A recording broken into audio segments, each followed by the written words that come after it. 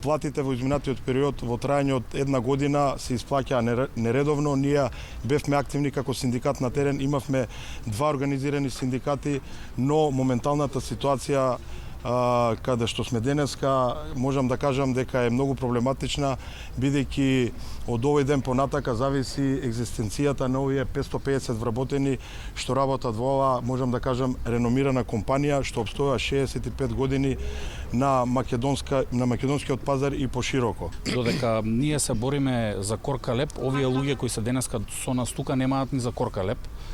Загрижува тоа што олигархијата како да се враќа на мала врата и повторно ја ги гледаме 90-тите години на сцена и мислам дека треба да чукнат главата сите во државата дека овој случај не е прв, а веројатно нема биде ни последен.